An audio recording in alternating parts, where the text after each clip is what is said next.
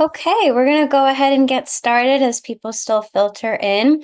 Good evening, everyone. My name is Janani Ramachandran. I'm the council member representing District 4, and I am thrilled to welcome you to our Wildfire Prevention Ballot Measure Town Hall. I'm proud to be co-hosting today's forum with Council Members Kolb, Council Members Jenkins, and Council Member Reed. And we are putting forward this forum purely as an informational tool to spread awareness about what Measure is and why it's on your ballot this year. And in order to detail what this ballot measure does and why you should consider caring about it, we have three very incredible speakers from the city of Oakland who will be making presentations today and addressing the bulk of the Q&A. We have with us today our Fire Chief, Chief Damon Covington with us. We have with us today our Deputy City Administrator, Joe DeVries, here with us today. And we have Kristen Hathaway from the Oakland Public Works Department. Now, there has been, prior to this town hall, prior to this ballot measure, a number of initiatives that the city of Oakland has been putting forward over the past 3 decades when it comes to wildfire prevention. And Measure really is an important next step to be able to fund what's been planned and in the works for several years. As I'm sure our speakers will explain, this is not the first ballot measure, special tax or assessment district that's being put forth to the voters to be able to fund wildfire prevention efforts. The city has had similar measures from the 90s up till 2013, sorry.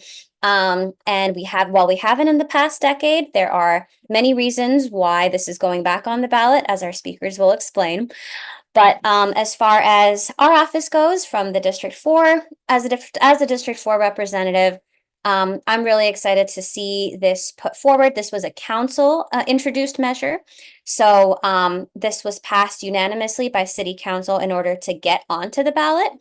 And I think this is going to be an important next step to fund our city's vegetation management plan. And like I mentioned before, a lot of the plans and initiatives that have been in the works, but the city does not have the resources to fund necessarily on its own. So with that, I will pass it along to my co-hosts, Councilmember Dan Kalb, and then the offices of Councilmember Jenkins and Councilmember Reed. Um, Whoa, 1 second, Councilmember Ramachandran. What we wanted to do was just go over a couple little housekeeping before you pass it over to your colleagues. Yes, please do. Okay. Thank you very much. If we can just move the slide to the housekeeping, thank you very much. Tonight's presentation is available for closed captions, and on the screen you will see how you can turn on closed captions for those who need closed captions capabilities. And that's on the screen. And also at the same time, if you're having any difficulties, you may also put that information into the chat and we can help you if you need to activate your closed captions. Also, there will be, if you have questions that are germane to the topic, please put those in the chat box as well, as we will also be monitoring the chat box for any questions that you may have. And towards the end, Councilmember Ramachandran's staff will be filtering those questions for Q&A. That being said, I'll turn it back over to you, Councilmember Ramachandran, for introductions. Yes, and just as an overview of what we're going to be doing today, we, after the council members open us up, we will have presentations from our Deputy City Administrator and Fire Chief and Public Works Department, followed by the Q&A, which will be a combination of the questions you submit in the chat, as well as those that were previously submitted, and then a few closing remarks. And now we'll pass it over to Councilmember Kopp. Thank you, Councilmember Ramachandran. Appreciate that. Thanks for everybody for being here this evening. There we go. Can you hear me now? Yes, we can. Okay, sorry. Thank you, everybody, for being here this evening. And I want to thank our speakers in advance. Really, I want to also acknowledge the Oakland Fire Safe Council, which many of you here have heard of. Some of you, people here may have not heard of. They are Oakland residents who have spent a tremendous amount of time over the past many years in really trying to push the city and help the city enact policy, enact a strong vegetation management plan, and really do the work that needs to happen to make sure that our wildfire area, or what we often call our wildland urban interface area, mostly essentially the hills, is as safe as possible when it comes to mitigating the risk of wildfire. So I want to, you'll probably hear more about the Oakland Fire Safe Council this evening. I just want to thank them again. We have a robust vegetation management plan that I and many other people, council members past and present, have been engaged in, and now it's been adopted, and really looking forward to seeing that being implemented over the next near and several years, over the next 10 years. So I won't spend a lot of time here. I just wanted to thank everybody for being here. I will stick around the entire time and be available to answer questions as needed. And looking forward to seeing that vegetation management plan implemented the best we can. Thanks again to all those who are here tonight. And and I will pass it on to, who am I passing it on to? To Haley Hester of Councilmember Reed's office. Happy to go unless my colleague Patricia would like to share some words on No, behalf of Councilmember Jenkins. Okay. go right ahead. You Okay, can go before sounds me. good. Yes. Well, thank you everyone for joining us tonight to hear about this ballot measure that will be before you in November. I'm pleased to be here on behalf of Councilmember Reed's office. My name is Haley Hester. I serve as her chief of staff, and we're really pleased to bring you this informational town hall tonight in collaboration with our council colleagues. This ballot measure, if passed by the voters, could be very impactful to District 7 in Deep East Oakland, which is located in the high fire severity zone. It's got a lot of woody, hilly areas, lots of hot, dry winds, and so we are certainly very susceptible to wildfire dangers. We experience a lot of things related to climate change. Increasingly hot, drier summers due to climate change definitely tend to exacerbate the risk of wildfire. So measures like these and things that we've taken in the past can be very proactive for vegetation management.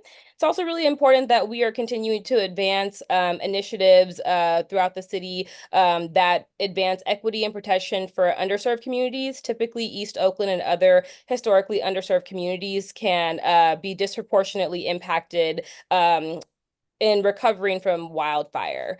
The city as a whole has done a number of things around vegetation management. We have an item coming to Public Works where we will be adopting a resolution receiving $1 million in a CAL FIRE grant for vegetation management. We've supported the vegetation management plan that was passed in May of this year. Councilmember Reed is appointed to the East Bay Regional Wildfire Prevention Group. So certainly this issue has been very important to us. And so we hope that you will glean some information tonight for you to make sound decisions ahead of the election this year. And we really appreciate you all for coming to be informed. Thank you. And I'll go next. Thank you, Ms. Haley, Chief of Staff Haley. My name is Patricia Brooks, and I'm the Chief of Staff for Councilmember Jenkins, and we have the honor of serving as the District 6 Council. And I am not going to repeat all the good things that Chief of Staff Hester said, because it works and resounds the same for District 6. We are very concerned about wildfires. We're very concerned about the equity, and we're also equally concerned about this measure as it relates to the fact that just sometimes the city just doesn't have the funds to do the good work that needs to be done.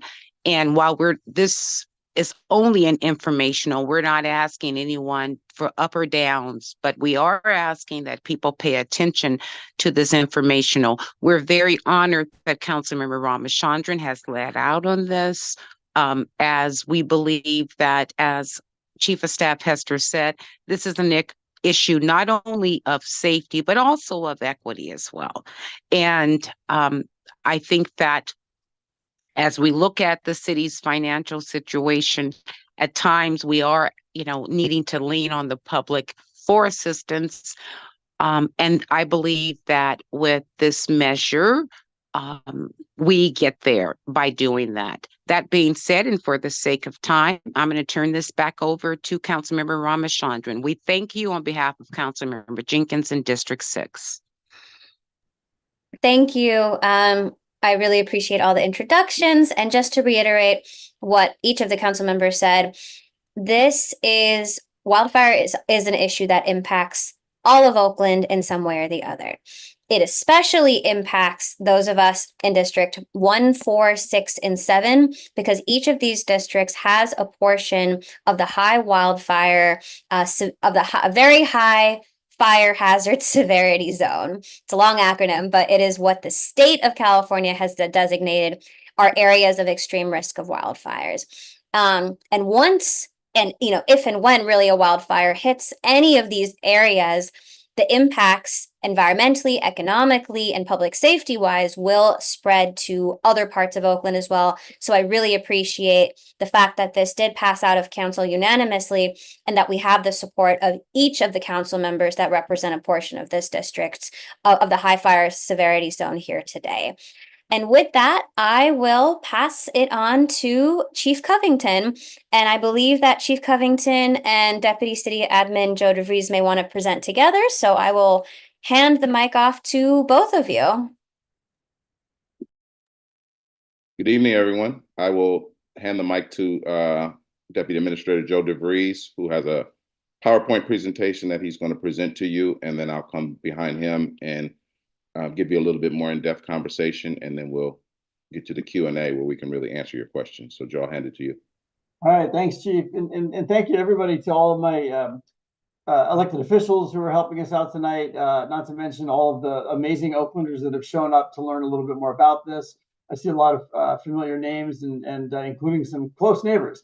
So I'm going to share screen, and hopefully this works and I share the right screen and start my slide presentation. I'll try to keep it rather quick so that we can spend a lot more of our time on questions. Let me just get to slideshow, and we should be able to go. All right, how does that look, Chief? Looking good? All right. Fantastic. So again, tonight we are talking about Measure MM, which is Oakland's wildfire prevention tax. We just placed it on the ballot this summer. And to give you context that I think our council members already alluded to, when you look at Oakland's very high fire severity zone, it really does cross the entire city, from Berkeley in the north to the Oakland Zoo in the east. Districts 1, 4, 6, and 7 are absolutely the most impacted. And anyone really, if you look at the map, who lives above Highway 13 is in that high fire severity zone, or very high fire severity zone. And some of us who live just below 13, because of our close proximity to locations like Diamond Canyon, are also subject to that. I think it reflects both in our fears and in the cost of our homeowners insurance, as many of us have learned recently. So this tax is proposed to address wildfire in this zone only, and only those who are property owners in this zone will pay the tax. So it's an important point to note, and I'll get into more details about that in a minute. I want to go back and talk about our history a little bit.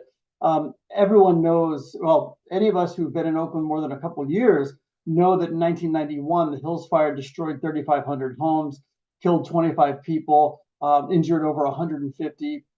And the cost and damages was well over $1 billion.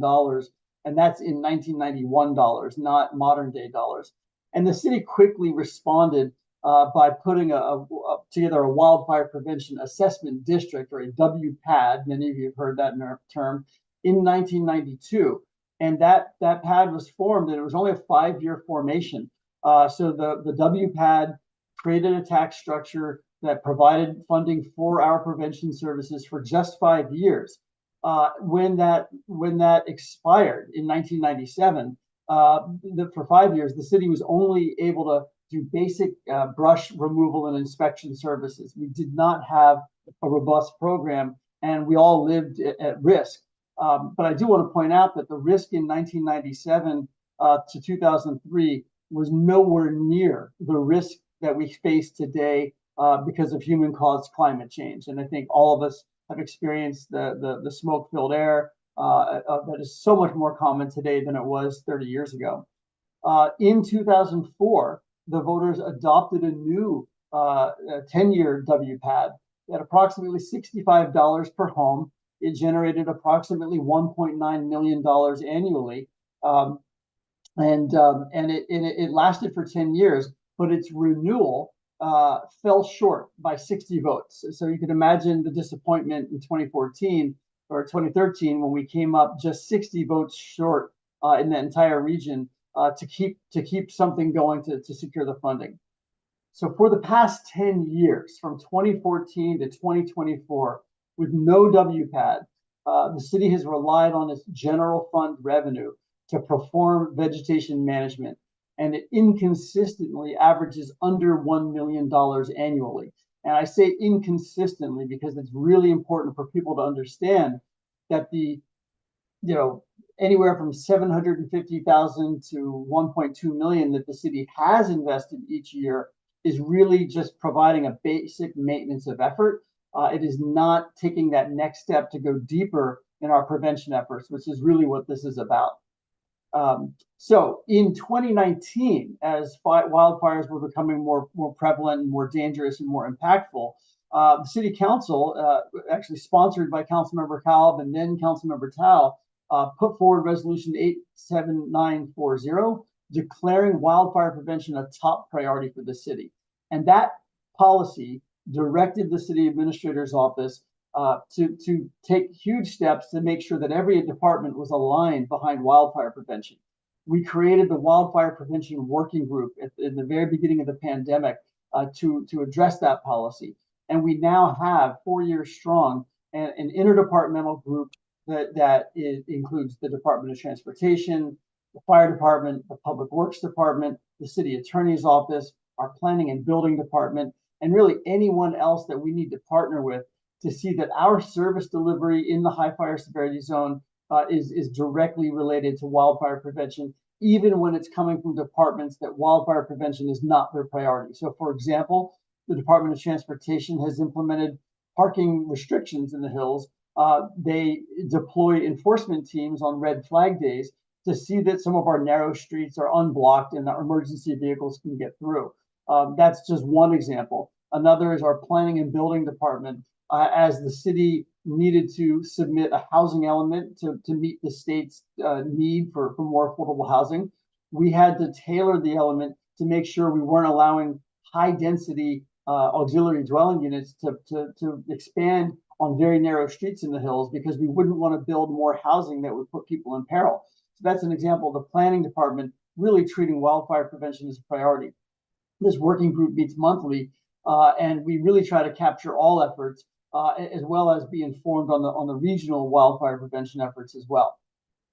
One of the reasons I'm spending so much time on this and next on the wildfire prevention plan, because back in 2014, when the former WPAD failed to get renewed, the takeaway that we heard from the WPAD Oversight Committee and from those who've been involved in prevention efforts was that the city was missing two elements that kind of shook the voter confidence in whether or not to adopt a special tax. The first thing was we didn't have a vegetation management plan. And people felt if you're going to tax us and you're going to work on prevention, you need to have a robust plan. Well, now we do. The second thing we heard was the efforts were not coordinated at the highest level of city government. There was too much onus placed on the fire department to advocate. So now the city administrator's office treats wildfire prevention as one of its highest priorities, and we make sure that other departments respond. And I just want to make that point because I think that history is very important. So for us, wildfire prevention equals vegetation management. We can send firefighters out to put out fires, but the best wildfire is the one that never starts. And the way we do that is by having well-managed vegetation.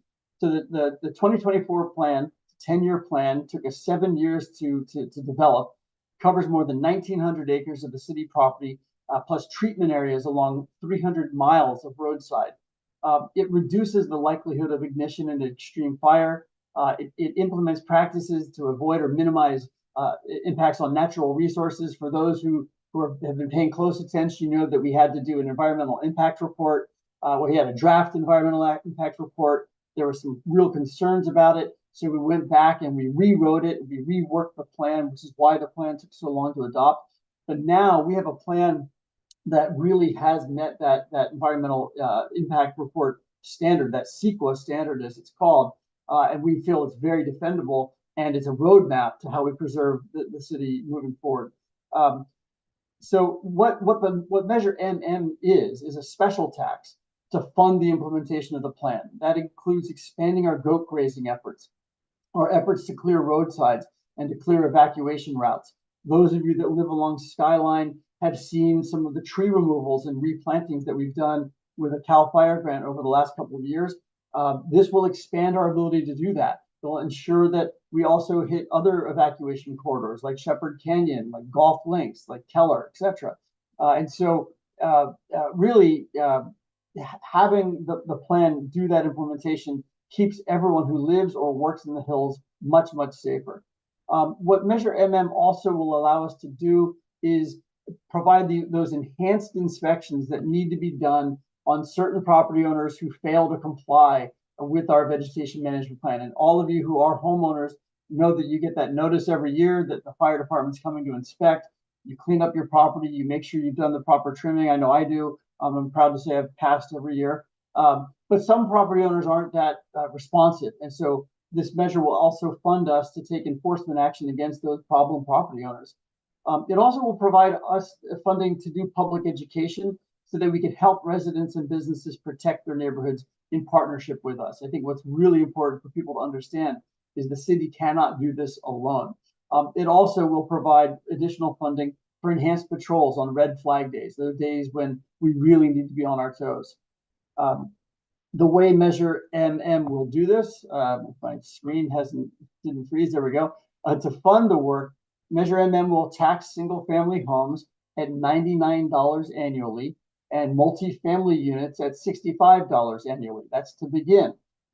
It can be raised with the Consumer Price Index, but there's a cap at 5%. Now, for the past 20 years, inflation never went up at more than 5% until the last couple of years. And I'm sure we've all been paying attention to that on the national level and with our interest rates.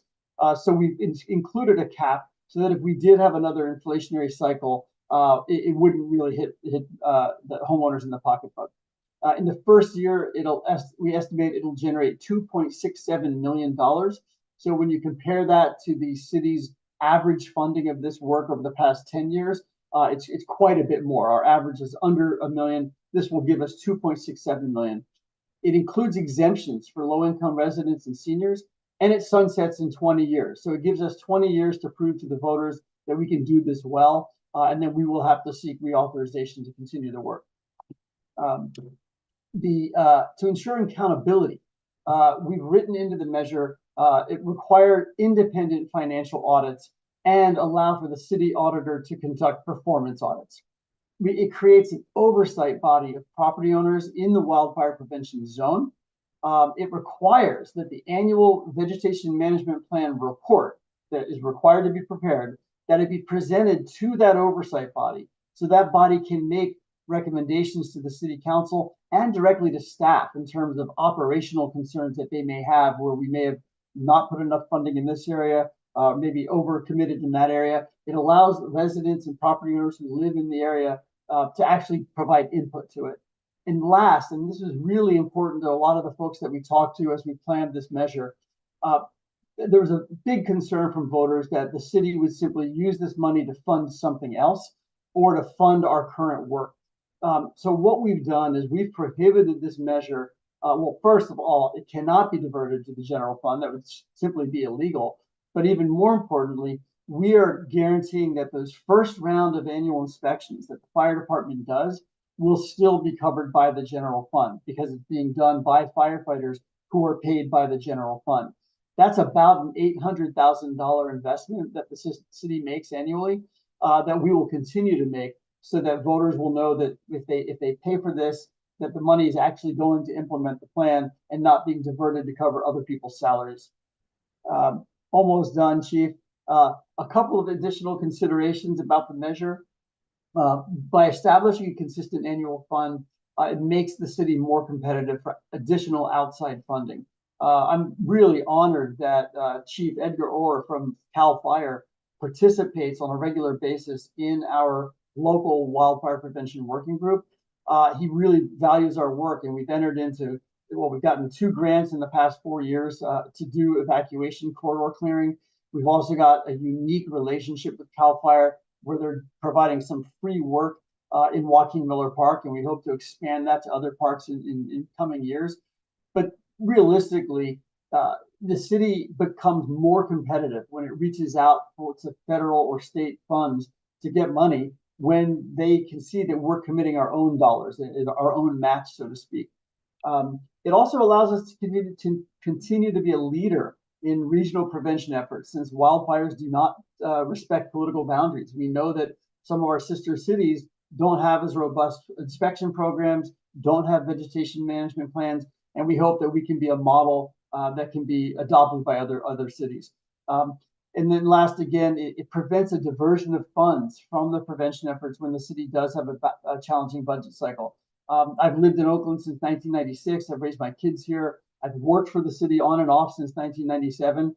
We do see bad budget cycles. I've lived through them. I've gotten a pink slip. I've seen coworkers laid off. By locking in this funding through a special tax, we see that wildfire prevention is not a victim to those budget cycles. Last but not least, because some people ask, well, what's the difference between a WPAD and a special tax? So the old funding mechanism, an assessment district, ties the funding to the parcel, and it requires a proportional benefit to each parcel. It requires a costly annual engineering study that shows the proportional benefit of the tax to each parcel. Now, that sounds good, and that's legally defendable, but what it does is it ties the fire department's hands in terms of where they need to spend resources. So at my house, I'll pay $99 a year. I know that my house is not in as high risk an area as some houses further up the hill that are closer to a lot of eucalyptus trees, for example. I would rather that money be spent by the experts in the locations that's needed. And the old assessment district model tied our hands, and it didn't make that possible. And then last, though, one of the downsides to a special tax is that it requires a 2/3 vote to pass. A WPAD only requires 50% plus one. And so, in America, getting 2/3 of people to agree on anything is kind of tough. So it is an uphill battle, which is why we think it's so important that voters really be educated about this measure. And with that, I will stop screen sharing and turn it over to the chief. Thank you for that fantastic presentation, Joe. I appreciate all the work you've put in, as well as everybody on the call. Good evening to all. My name is Damon Covington. I'm the Oakland Fire Chief. I'm excited to be here tonight. This is a very exciting time for the Oakland Fire Department. As we kind of get into the nuts and bolts of Measure MM, we are extremely excited from a fire department's perspective, because this is a fantastic opportunity to really build out our vegetation management unit, fund it, and make it the most robust vegetation management plan, certainly in our county, in our region. Just this morning, Councilmember Ramachandran and I were at a meeting for Alameda County and Contra Costa County fire departments, speaking about vegetation management and how we have to be cooperative across our entire region to try and take on this mountain of a problem that wildfire has become. As you've seen throughout the state, whether it's in Northern California or Southern California, fires are raging annually. We really want to make sure that we are doing everything we can from the City of Oakland perspective and Oakland Fire Department perspective to, one, be ready when a wildfire does break here, but to have done the preparedness to make sure that we don't have one of those campaign fires where in 1991, 3,500 houses burned. So from a fire department perspective right now, we have implemented our vegetation management plan. It was 7 years in the making. It got approved through council, approved through CEQA, we checked all the boxes to make sure that we were doing it the right way. With the budget that we have, as you all know, we're going through a budget challenge right now. The budget is never solid on what we're going to provide for vegetation management on an annual basis. From a fire department perspective, every year the price is going up. The price for goats is going up. It's over $1 million now. Our contracts and are going up with our vendors. We need to be able to fund the balance of what's not being funded by the city. That's why this measure is so important, because it'll give us those finances. And year over year, initially, we're going to have to do a lot of work clearing our canopies, roadside clearance, all of the things that you see around the city that need to be done. Those will be our first couple of years. But as we get into year 3, year 4, year 5, we're really starting to get into the nuts and bolts of what the vegetation management plan is all about. And that's doing the work of the city throughout the entire city, not just in the areas that are most overgrown. So it's an exciting opportunity. It gives us an opportunity to do the work that you guys have been talking about for years, clearing dead and dying vegetation on lots that have been overgrown for years, falling dead and dying yew trees, making it safer for our firefighters. We are excited to say that we have been, this plan has been endorsed by the League of Women Voters, the Alameda County Democrats, and our own Local 55.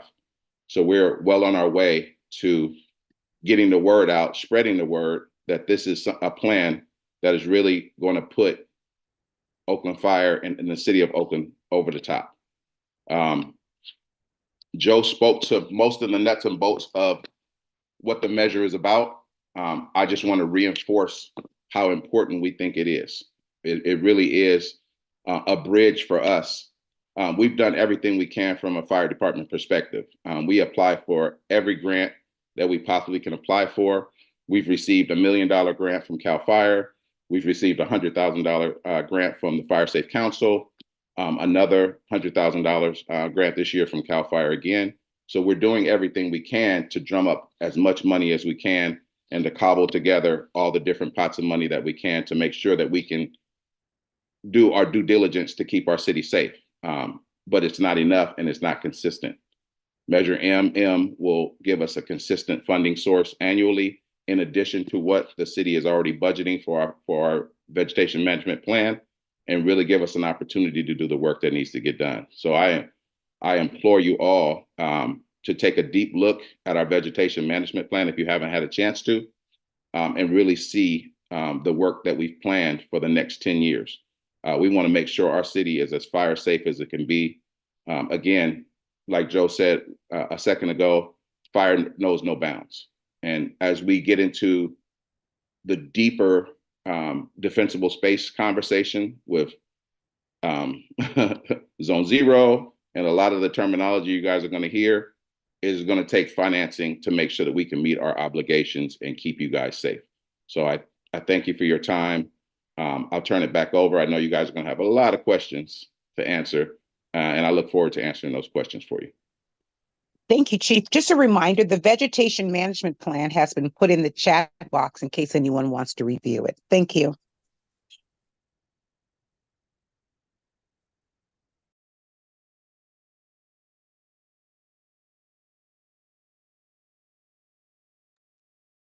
Okay, with that, we are a little ahead of schedule, which means more time for Q&A. I will pass it to my staff member, Jared, who will facilitate a moderated Q&A. There are a lot of questions that we got both before the event and also what's clearly in the chat already right now. So if we do not get to your question, please email any of our offices and we will try to connect you to the right people and get the right answers. And with that, I will pass it to Jared. Council member, I think we were going to have Kristen Hathaway say a few words from Public Works first. I am so sorry. I am so sorry. Kristen, please take it away. No problem. Good evening, everyone. My name is Kristen Hathaway, and I'm the Assistant Director for Public Works. And my bureau, the Bureau of Environment, has the Parks and Trees Division and the Keep Oakland Clean and Beautiful and Environmental Services. So to speak to some of Public Works role in this. Typically, we haven't had as large a role in the Wildfire Prevention Assessment District area. This year, due to budget constraints, our crews did step in and have been doing some of the median maintenance work up in the hills area. And we're happy to be able to do that and help out. Also, our tree staff has been leading the maintenance work along Skyline Boulevard and managing the contractors there. And we feel that's really critical work. And so we're excited, you know, to have just gotten another CAL FIRE grant to continue that work on Skyline Boulevard. And, you know, really feel it's critical. We, you know, like the other departments, we have very little funding for the work that we do. We have an annual budget of about $275,000 for all emergency tree maintenance in our all emergency tree response throughout the city. And currently we do not have a budget for any tree maintenance work. So with 68,000 street trees and many, many more in parks and wildland areas, we have a big amount of resources to manage with little funding. So I'm primarily here to answer any questions about Public Works' role as it relates to wildfire prevention. And you know, we work closely with our colleagues in the Oakland Fire Department and the City Administrator's Office. We will be bringing the urban forest plan forward to council this fall, and we're excited to lead that effort that sets some strategies for growing the urban forest, but it's not exactly, it doesn't address the wildfire issue. So the vegetation management plan, we've received some questions about that. So the vegetation management plan definitely is the lead on addressing any wildfire management issues. So with that, I'll keep my remarks short because I'm sure there are lots of questions, but I'm here to answer any questions about Public Works. Thank you.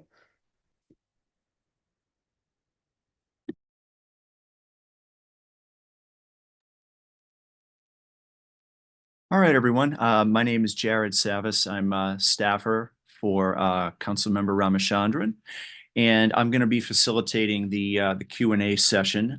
We have a lot of questions that were submitted in advance and more that are coming into the chat as well. So we're going to do as best we can to get to as many as we can. We have about 45 or about 40 minutes because we're going to do a little outro at the end as well for the council members and staff. But so we'll have about the next 40 minutes or so to answer 35, 40 minutes to answer some of your questions. We'll get to as many as we can. So the first one is, and I'll primarily direct these to Joe and the chief, but any other host that feels they can answer is welcome to as well. I feel like this is something that we have covered to an extent, but we might want to just really specify because we've had a few questions about it. Is who's included in this tax, and is this for the whole city, or is this just for people living in the high fire severity zone? Yeah, thanks, Jared. I'll take that one because I had to sit there working with some planners on looking at each and every parcel along the border of the zone, which is painful work. But the wildfire prevention zone, which is the map that I showed all of you earlier, and I think it may be in the chat. That is the area where the money will be spent, and that is the area where people will pay the tax. So I saw a comment from someone who lived, I think, in the Upper Diamond area.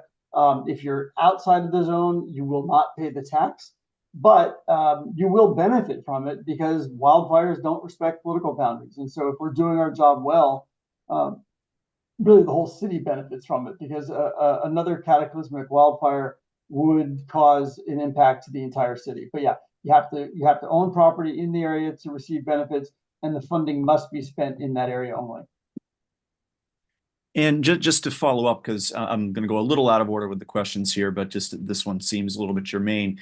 What happens to those outside the fire prevention area? I guess just in from any one of the different perspectives. Yeah. By the way, I also saw in the chat somebody asked about Piedmont. Piedmont is its own city, so no, Measure M does not apply to Piedmont.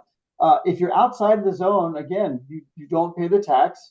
But you're also, because you live outside the zone, you live in an area that's much less prone to the impacts of wildfire. And, right. and again, the vegetation management plan is an entire city plan. Like every inch of our city is covered under the VMP. So if we're dedicating resources to the very high fire severity zone, other resources are going to be dedicated to communities that are not in the high fire severity zone. So everyone's going to get benefit from this. And just want to remind everyone that we also have city staff with Mr. Hunt, and he's putting some really good tidbits in the chat box. So please check that chat box as well. Thank you.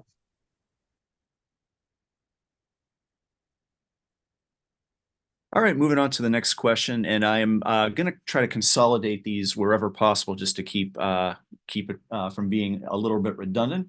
And I know we've again talked about this to an extent, but what services will the new tax provide to? Well, this said the various regions of the city, but I guess we're going to talk about specifically the wildfire severity zone. And is there a detailed budget of where funds will be spent at this point?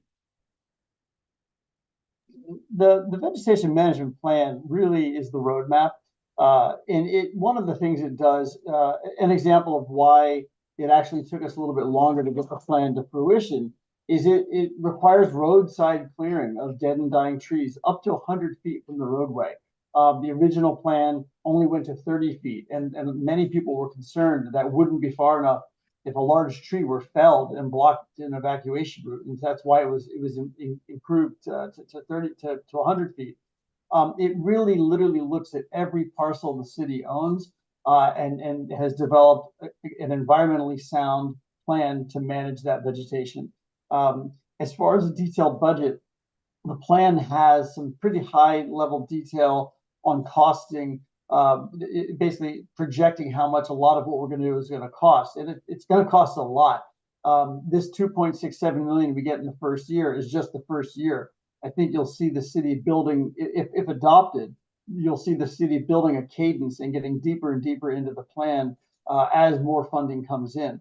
But no, there's not a first year budget because obviously the measure hasn't passed. Once it does, a budget would be presented. Again, that oversight committee I mentioned will be created. They'll advise us on that budget, and then we'll implement, and then it'll be audited, and we'll receive ongoing input from the oversight committee after that. And Chief, I don't know if you wanted to add more about the plan itself. Yeah, the vegetation management plan is the strategic plan for our vegetation management unit.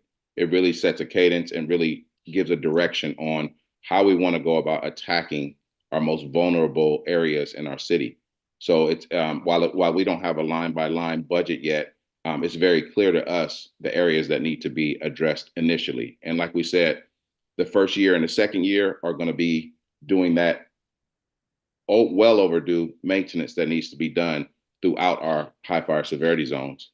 And as we get into year 3, year 4, year 5, we can really get a more robust look at what the entire city needs and address and really create some new, get into the Joaquin Millers and the trails and everything that the vegetation management plan speaks to. We'll be able to get to it year over year. It's definitely a multi-year project to get to where we need to be.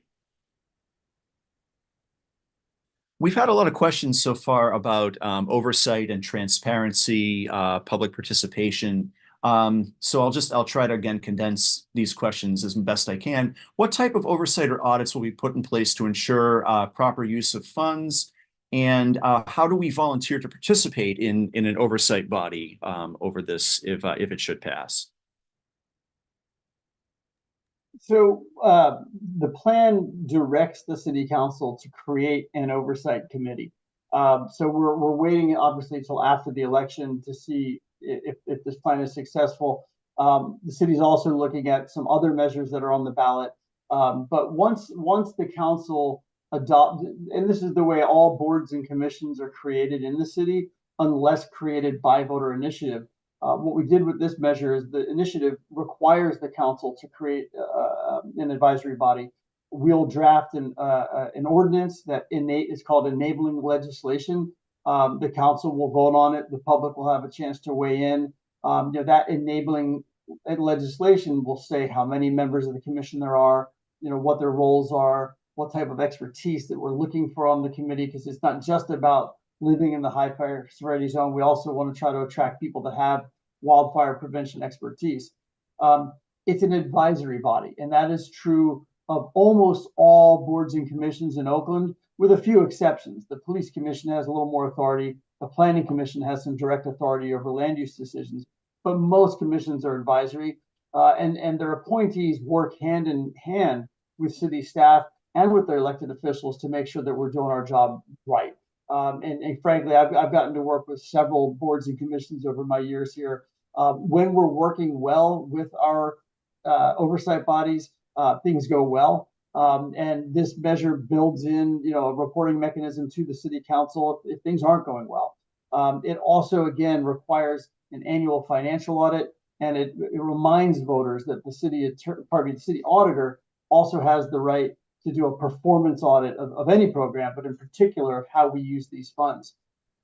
Another layer of accountability that's written into the vegetation management plan is a required annual report on the operations and on the implementation of the plan. That report will be required to be aired publicly at the oversight body, and then again at the city council. Usually that would go first to the public safety committee, which Councilmember Ramachandran and Councilmember Reed are both on, and then it will go to the full council. So there's a lot of opportunity for public input. So we had a question about how the new tax, if passed, would impact the city's ability to further vegetation management and fire prevention work. And will the vegetation management plan address tree maintenance as part of these efforts? Yeah, I think tree maintenance is a bigger, broader issue for the city. As Assistant Director Hathaway pointed out, we have an urban forest plan that's about to be adopted that recognizes that we have fallen down on our duty to maintain these trees, mostly due to tight budgets. And I saw during the Great Recession when our public works team saw their division reduced dramatically. I actually remember an earlier recession back in the 90s when we saw the tree division also reduced. And so the plan really addresses the management of parcels, and within that it speaks to what to do about dead and dying trees and invasive species. It's not a tree maintenance plan per se. And Chief and Director Hathaway, if you want to add a little more to that, feel free. But that's my quick answer. Yeah, and from a tree perspective, we're worried about falling dead and dying ukes and trees that are going to be dangerous to our membership if we have to fight a wildland fire. Our number one goal is to create defensible space for the city to do on an annual basis everything that we possibly can do to cut the canopies back, to clear roadside clearance, to do everything we can to make sure our city is safe. To this point, as Joe talked about in his presentation, we've only been able to do the bare minimum. We have never gotten a chance to do everything that we want to do from a fire safety perspective. So this funding year over year would give us those opportunities that we otherwise would not have. We're relying on partial funding from the city's budget and grants. And if either one of those fall through, we're back to just doing the very, very basics. And I would agree with everything that's said. Dead and dying trees make up the majority of our emergency response budget. So if there is funding to address dead and dying trees, it does free up some resources. But to address tree maintenance, we will be seeking outside funds for tree maintenance going forward. We just received an $8 million grant from the U.S. Forest Service to do tree maintenance in our frontline disadvantaged communities. So we are going to be pursuing other funding for tree maintenance going forward.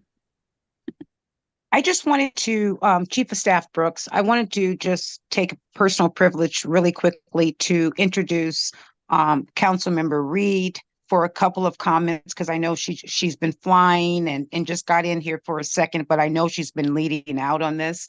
So Councilmember Reed, we have a little time, ma'am. Did you want to just say a couple of words really quickly? Welcome home. You're on mute. Now I can. Well, hello, everyone. Thank you. I am so happy that we've had this time to come together to hear from our city leaders, Chief Covington, Deputy City Administrator DeVries, Adi Hathaway, and of course, our council colleagues. This conversation is a conversation that we have often, certainly across the dais, within committee and full council meeting, and certainly amongst one another as we continue to work to improve how we show up addressing the opportunities and the gaps, particularly the gaps in funding. And so thank you, Adi Hathaway, for highlighting the $8 million. That's significant funding that we have. I know that we've also had some grants that we've been able to benefit from across our high fire threat zone from CAL FIRE. And we know that the areas that are located in the high fire severity zone and the work that we're doing will not only benefit those of our neighbors who are on this within each of our respective districts, but the entire city is benefiting from the focused efforts on vegetation management, evacuation route protection, and all the measures that are crucial for us maintaining safety, protection, education, awareness, and accessibility, not just during emergencies, but as we go about our everyday lives here in the city. For those of you who are on here from District 7, I want to appreciate you being here.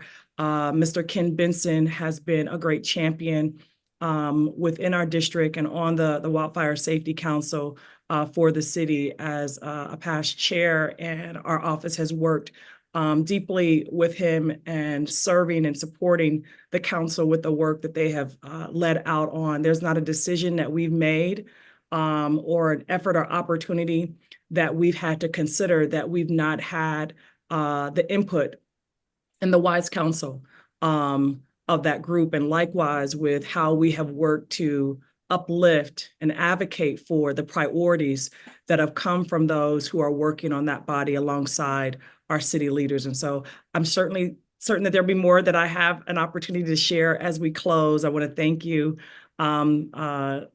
Chief Staff Brooks, for allowing me to jump in on this moment, but I don't want to slow the pace down from hearing more from our neighbors and us being able to best address the questions that they have. This is an important issue. It will maintain a critical issue for us.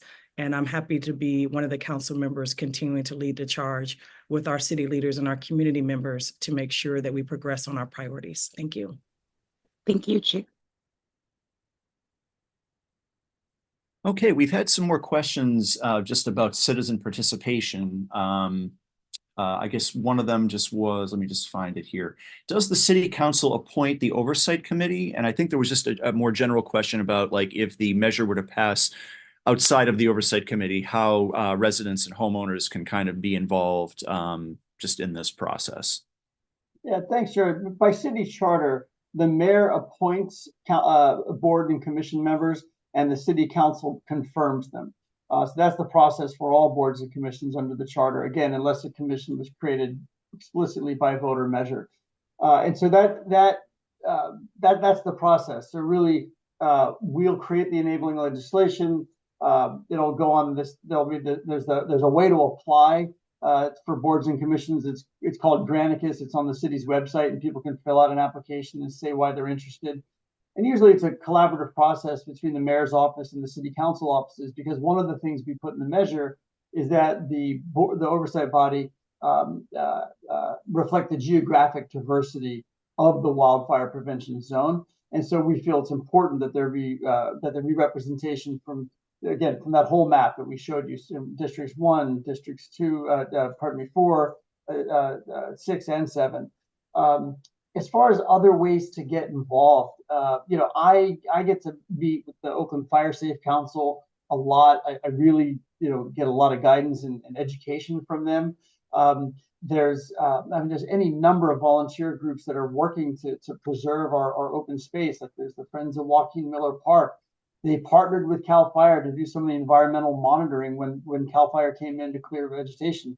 There's the East Bay Bike Trail Council that's restoring trails and really promoting safe and appropriate trail use. Because I know Conservancy. Pardon me, Chief? Right, of course, the Claremont Conservancy, amazing work they've been doing for many, many years. So there's a lot of different ways to get involved. I could go on and on about neighborhood councils and things like that. But I think just being here tonight and paying attention is a great first step for those who it's their first night here.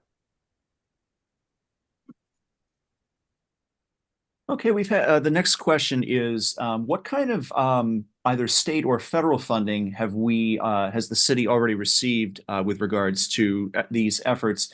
And if MM is passed, will it provide insurance rate relief from the Cal Fair plan in the severity zone? Yeah, I'll take this one too, Chief. If you're gonna do that. So first, we pursue grants every opportunity we get.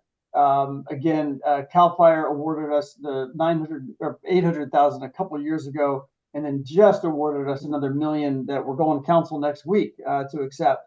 We also have 100,000 that they awarded us for goat grazing. So we have now the city administrator's office now has a full-time grant management coordinator. And in each department, there are coordinators who are looking for grants. Our lobbyist actually has a division that helps us seek grants, and they obviously they have relationships in Washington and in California. That's an ongoing process, but those grant cycles can be inconsistent. When the state is in a great budget year, grants tend to flow more freely. When the belt has to tighten, those grants tend to disappear. Same with the federal level. And the federal government, it really often depends on who sits in that seat in the administration. Certain years are really good to California, and other years not so good. Which is again why we feel a consistent funding stream is really helpful. Homeowners insurance. So yeah, I got the sticker shock on my policy when I renewed it this year, and I know a lot of people have, and others that even worse simply lost their policies and had to go to the fair plan. Our office worked with the Sustainable Cities Network to get an intern to actually research this at the local level to see if there's anything we can do locally to alleviate those insurance rates. And unfortunately, the conclusion they're coming to is no, that really insurance reform has to happen at the state level. I know our state insurance commissioner is looking at it, and hopefully our legislature is attacking it head on. But what we do at the local level doesn't appear to have a direct impact on how those rates are set. But when insurance companies do risk modeling, when they see a reduced risk, that improves the model. And so, not on a granular level, but on a broad level, it certainly helps reduce our risk, which ultimately does reduce our rates. I think one of the big debates that the state and the insurance industry are having right now is over future modeling. The old school way to do it was to look at what has happened as a predictor of what will happen. I said a lot of us, apply that when we're raising our children. But as we look forward with climate change, with temperatures rising and whiplash weather, where we have suddenly harsh dry spells and then huge rains, the insurance industry is looking at future modeling, and I think that's one of the debates they're in with the insurance commissioner about how they do that and how reinsurance rates can adjust their rates. I'm getting a little too complicated, so I'll stop there and turn it. I'll just add, Joe, from a fire department perspective, we just spoke about this earlier today, how we are partnering with our legislatures, the Townsend Group and other legislative group to come together as a two-county department and lobby Director Laura about doing more about our insurance rates. We're working with PG&E, we're working with every constituent we can to see if we can have any effect on what our community is dealing with in these high fire severity areas, because it really is getting astronomical and it's making it very uncomfortable for people who live in those districts. So we're doing all we can, and we're hoping that this will be another push in the direction of getting our rates to be lowered as we move forward. Councilmember Reed, you have your hand up.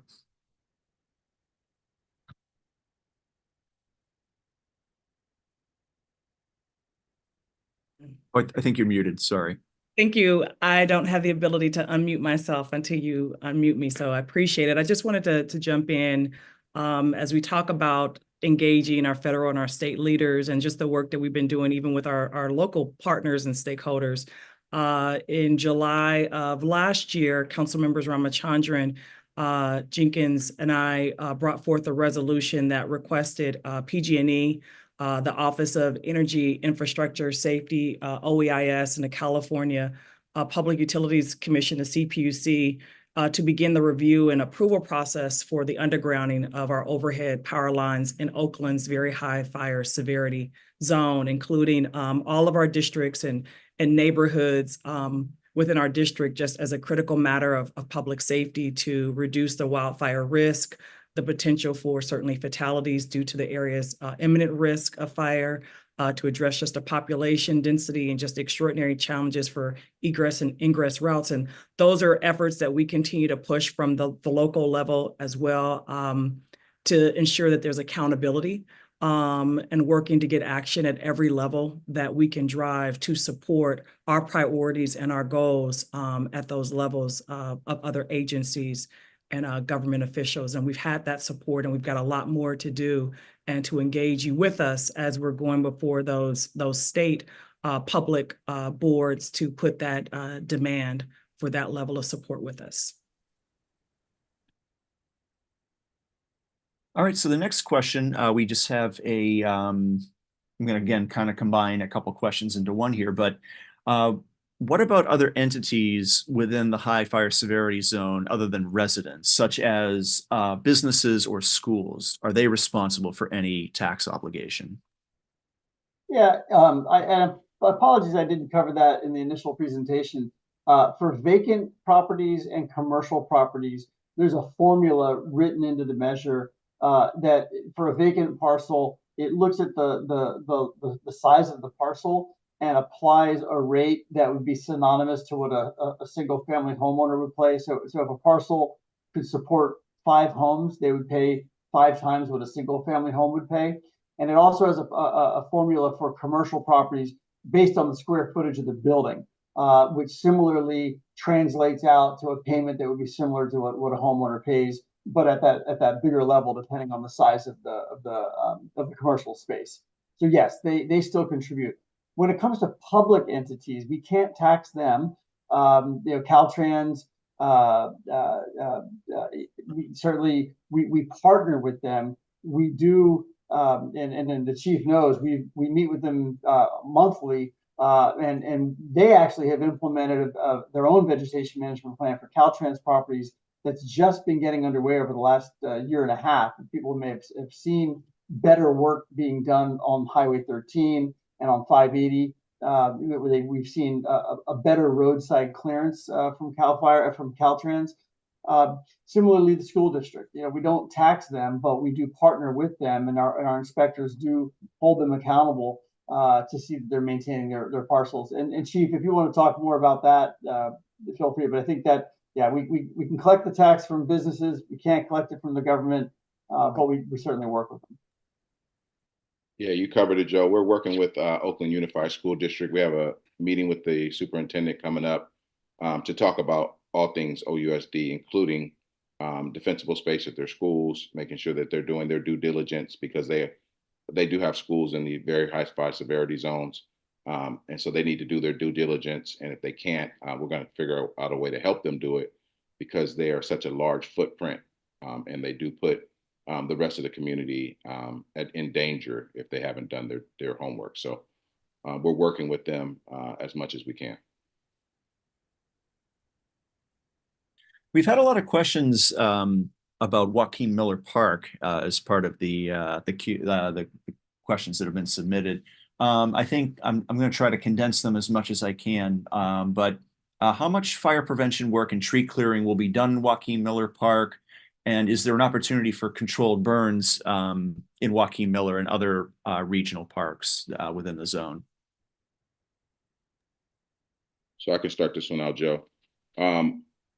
All of our parks are in a little bit of, how should I say, in need of some help. Joaquin Miller specifically, one of our battalion chiefs, James Balron, we had a long conversation about this just a few days ago, about putting together a plan for Joaquin Miller.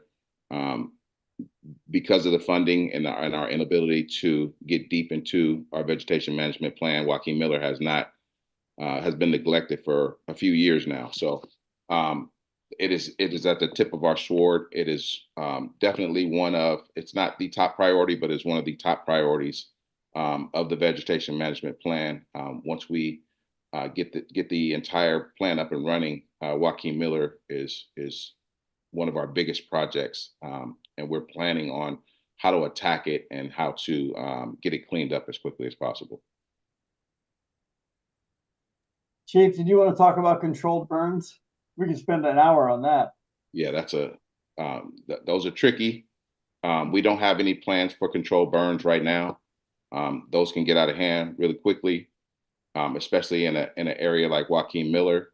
Our goal is to clean up the trails, make new trails, ingress and egress, clear dead and dying vegetation.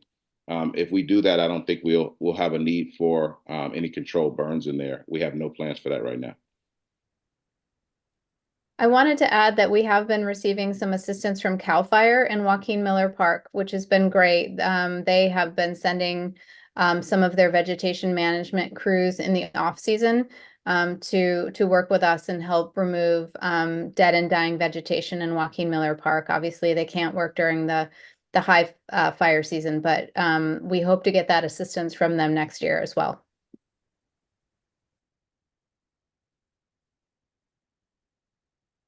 Councilmember Ramachandran, then Councilmember Reed. Thank you. Both Chief Covington and Joe DeVries both referenced this, but I do want to point out how much effort various city departments have really been engaging in. Really shout out to the Oakland Fire Department for being proactive in pursuing grants. I know this is a big ask. Yes, it's another special tax, another ballot measure asking taxpayers to support an initiative. But I do just want to point out that Chief Covington or Michael Hunt, correct me if I'm wrong with the number, but in less than 2 years, the Oakland Fire Department secured about $50 million worth of grants for various fire department programs.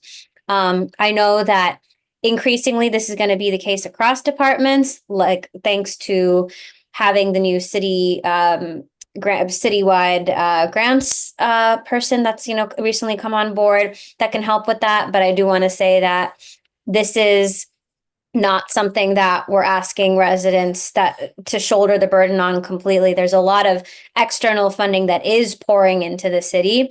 Unfortunately, this work just takes a lot of money. Vegetation management in particular is just expensive. And Oakland is not alone in putting forward a special tax like this. Berkeley has had one as well for several years. There's jurisdictions across California that have had these special taxes to be able to address the scope of work that's really involved to meaningfully engage in meaningful wildfire prevention via vegetation management. So I do want to appreciate all of the grant applications, and as Kristen just mentioned as well, deep partnerships with CAL FIRE and other agencies that are supporting us either via direct grants or actual in-kind support services as well.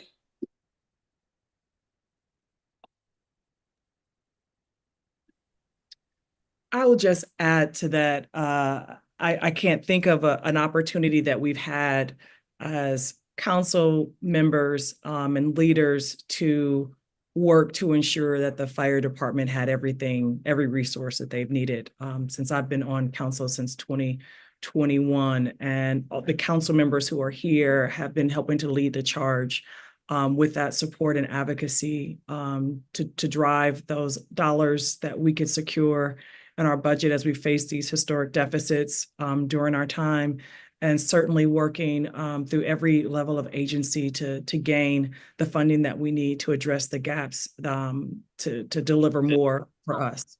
I will say that another partner, I'm not sure when I was in transit from the airport, if we've highlighted just the partnership that we've got with East Bay Regional Park, and even funding that we're aware of that they've received, as we're all working to address these needs. They were awarded a CAL FIRE grant that is to help work with wildfire risk and some additional vegetation management mapping.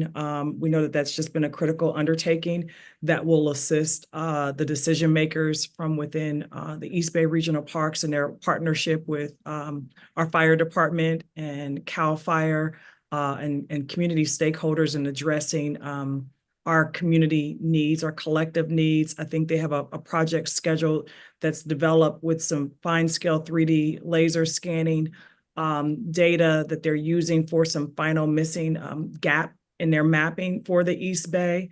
That future funding for that vegetation map for both Alameda and Contra Costa County is essential for their project's completion.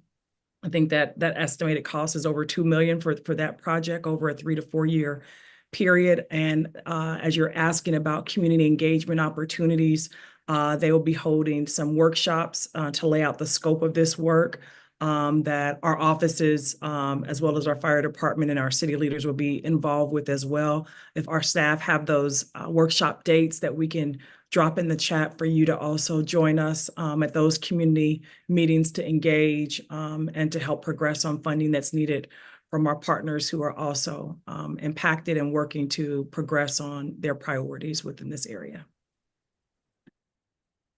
We're just going to do a couple more questions just so we can leave a few minutes at the end for the council members and the presenters to give some final thoughts. But I know this is an issue that was talked about during the presentations, but we did have some questions about it.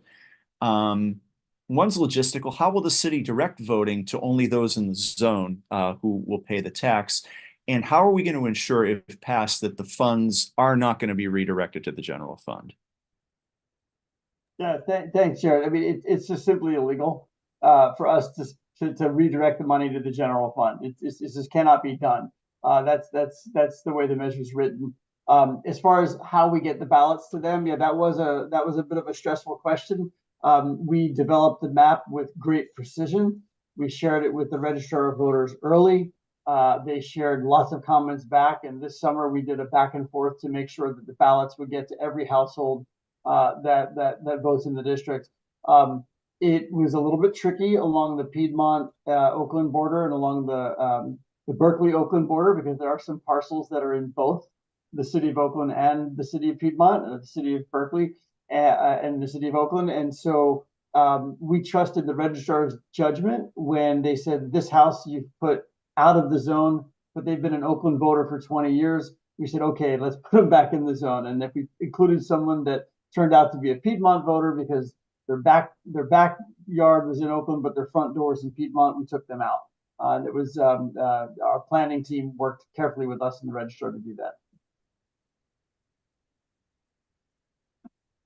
All right, I think we're going to go on to probably our final question. And again, I want to again shout out Michael Hunt from OFD for doing a lot of yeoman-like work in the chat, answering questions. So we didn't have to say him out loud. He's been doing a great job. So thank you, Michael, for helping out with that. So the final question is, I think the final question. Is there a plan B if MM does not pass? And what happens if the city can't appropriate additional money due to the budget deficit? Yeah, Chief, you want me to start there? Let me start and then I'll let you finish. That's a fantastic question. And that's why we're here tonight, to create some urgency and to explain as well as we can how important Measure MM is. The plan B is to continue to apply for grants and continue to squeeze every penny we can out of the budget to get the work done. And as we've seen for the last 10 years, it doesn't get us across the threshold. So what we're, and I'm not trying to be, the boogeyman and scare everybody, But this is a scary thought if we cannot do everything that our vegetation management plan calls for. Because as we built that plan over 7 years, we tried to think of everything that we could to make our city safe. So there's nothing in the plan that's, unnecessary or that would be nice to do. Everything that's in that plan is mandatory if we want to make sure that we do not have another 1991 Hills fire. And from my perspective as a fire chief, my number one goal is always keeping our firefighters safe. That is always at the top of my thought. And this is a way to do that. Cutting back the vegetation, making sure that if a fire starts, it can't get going and build to the level of a 1991 fire or some of the other fires that we're seeing throughout our state. Being prepared, just like we're trying to be earthquake prepared, we want to be wildland fire prepared. And this is Measure MM is a way that the best way that we can do that. And if we don't have additional funding, our hands are tied on what we can and can't do. We're still going to always do our best. We're still going to get every penny out of our budget to do the work, but we just will not have the funding to get everything done that we need to get done. And again, like I said earlier, it's the year over year. It's the compound interest that we have by being able to do the work annually. Because every year, if we do the work properly, we won't need to address that particular area next year. And next year, we can move to another part of our vegetation management plan and continue to do the work throughout the city. I'll turn it over to you, Joe. No, that was a mic drop. I got nothing to add.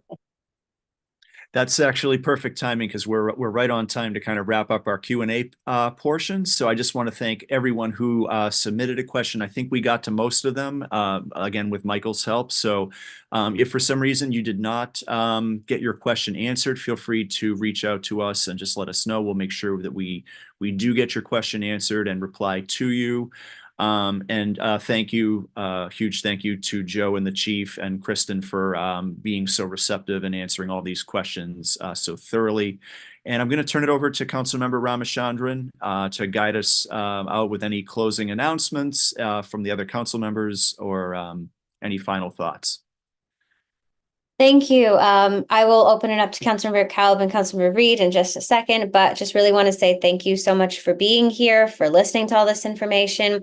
Again, our goal here today was to share as much information and details as possible so that you as voters and as active residents can make informed decisions and spread the word to your friends and neighbors in the entire high fire severity zone. Really appreciate the nuanced questions that you were really able to dig deep into. And as was discussed, wildfire prevention is going to continue to remain one of our many top priorities in the city of Oakland when it comes to it being a part and parcel of our response to public safety issues, economic development, environmental justice, as well as housing. Wildfires affect all of these core issues and certainly cross borders of every single district in the city of Oakland. Councilmember Kalb and Councilmember Reed. Thank you, Councilmember Ramachandran, and to all our speakers, Chief, Assistant City Administrator Joe DeVries, Kristen Hathaway from our Public Works Department, and all the council members, staff, and everybody else. Again, I want to just thanks, as I did at the beginning of the meeting, I want to thank again the Oakland Fire Safe Council. These are residents who, by and large, live in the very high fire hazard severity zone, the hills of Oakland, and have been engaged in these issues for a long time. They were instrumental in helping many of us work to look to have a strong vegetation management plan that we do now have in our city. And this ballot measure, of course, as you have heard today, and as you will read in your ballot pamphlet handbook, which you should be getting in the next couple of weeks, will be a big part of implementing that plan. And so appreciate that very much. I do want to make one quick announcement of an event of a town hall happening a week from tonight. It's in person at the East Bay Church of Religious Science. It's a public safety town hall with our city administrator, our police chief, our fire chief, the mayor and our chief of Department of Violence Prevention, as well as myself. This is the North Oakland Town Hall on September 30th at 5:30 p.m. at the East Bay Church of Religious Science on Telegraph Avenue. So all those everybody is welcome to attend that. Again, everybody, please make sure you read your ballot pamphlet handbook, and however you're going to vote, make sure you vote on or before November 5th. Thank you all. Thank you, Councilmember Ramachandran, for just helping to bring us all together and the support of your staff. We're just really grateful for your leadership on council with us, and for our city leaders, for our Fire Safe Council. Your partnership has just been tremendous for us, and I want to appreciate my Chief of Staff, Haley Hester, for helping to lead out on behalf of our office today. I think Chief Covington, as Joe DeVries shared, really said a lot. I honestly don't know that there really is a plan B. I hope that the education, the information, the awareness, if there's more that you believe that we could do to speak to our residents that we know are truly burdened in this time of one crisis after the next and are feeling the weight of all that we have asked you for. If there's a way that we can better educate and engage and meet this moment of this desperate need to ensure the city's wildfire vegetation management plan and priorities can be delivered on in advance with this significant funding, let us know. We have 40 or so days left, and actually less than that, as ballots will be dropping in a few weeks at the homes, to really shine more light on just the certainly the vegetation needs, the wildfire needs, but even the health and safety needs. The public health impacts of wildfires threaten us all, and particularly communities like ours in East Oakland, where our residents are incredibly vulnerable to just a lot of the smoke-related respiratory issues, the air quality challenges that result from wildfires disproportionately affecting more vulnerable groups of children, our elders, and individuals with pre-existing health conditions. And we want to ensure with your support that we have the effective wildfire prevention funding to mitigate these risks. And we believe that Measure MM is going to help us move those efforts forward.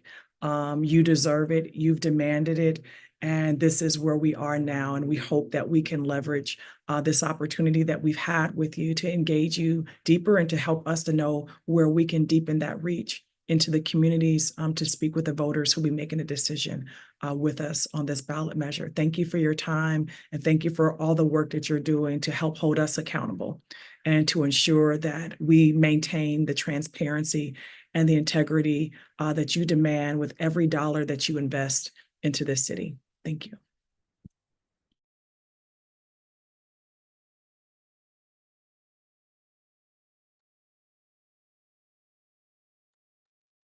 Thank you so much. In the final minute, I definitely want to invite our co-presenters today, Chief Covington, Deputy City Admin Joe DeVries, and Kristen Hathaway, if there's any final words you'd like to share that you haven't already.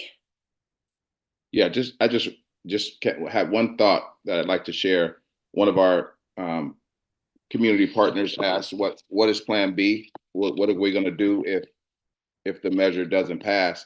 You know, that's one way to look at it. The other way to look at it is how excited we can be when the measure does pass and we can actually fully implement our vegetation management plan. That really excites me. It makes our fire department and our firefighters safer, and it makes our community safer. So I really have focused and zoned in on all of the things that we are able to do, because now we have a plan, we have a strategy, and we'll have the funding. So we're good times are coming, and I look forward to making our city as safe as it can be.